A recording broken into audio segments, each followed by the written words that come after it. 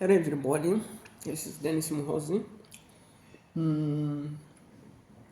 I may not be sounding much that familiar to you, but if you go to Google Play Store and you type in Muhozi Dennis, you're gonna see a large number of apps developed by me.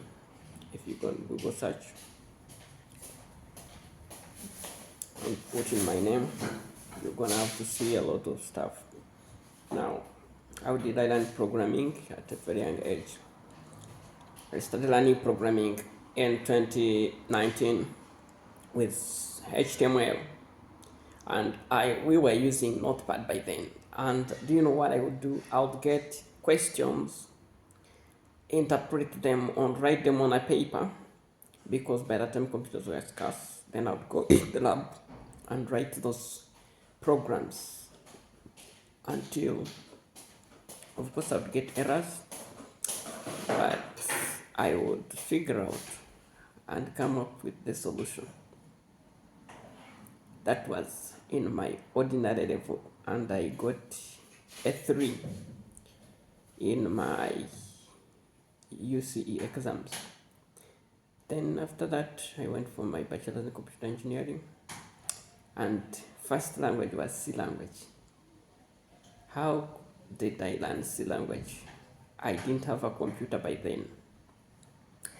I would get the programs, read books. I remember I read Java, how to program. I read C, how to program. I read C++, how to program. And those were my usual books. I remember before the lecture started, I was already into the library. During the day, I'm diving through the books, Java, how to program, C, how to program, and I'm writing those programs in my book. And I had a friend who had a computer. Then I would tell him, my friend, if you're going to sleep, leave me with your computer. Then I would test those programs to see if they work. And trust me, I was among the best programmers in my year, despite not having a computer. Then second semester I got a computer, and that was a very trying time because I could not sleep.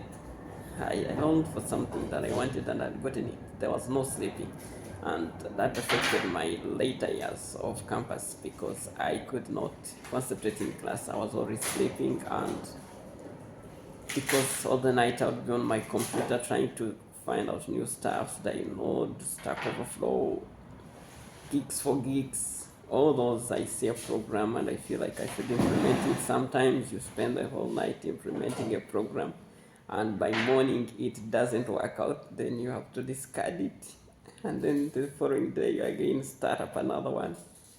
So that was my journey until now. I have been up and down. I've never worked for any software company, major software company. I've actually been doing my own stuff, but I believe I'm capable of doing anything because I did some very important projects. I did a project that was using Tesseract library that I'd never seen about. That was in my third year. And I did a quiz game that it would run on Windows Phone 8, and then I transferred it to Android phone. And I've currently been upgrading from Java to Kotlin. I actually did that overnight because I remember I had an error from Java to Kotlin, and the whole night I spent about 6 hours debugging that error. That was before ChatGPT came. And life was not easy at that time. You have to go to Stack Overflow, you have to post, you have to see what people have commented, you have to get people's reply, you have to figure it out, and then when you get it, you have to post back the answer. So that was life for ChatGPT as a developer. But now life as a developer with ChatGPT is very simple because you just have to post the error in ChatGPT, and then it gives you another version of the code. You again paste it into the compiler. It doesn't work out. You post the error and the code. It gives you another version until when you get the right answer. So that is now. So my dear young people, coding now is different, but I would really urge you to try to do programming independent of ChatGPT when you are still a junior developer, because it will teach you the basics. Otherwise, you will find that you have not matured. You will just be relying on ChatGPT and you will not have that power of thought and reasoning.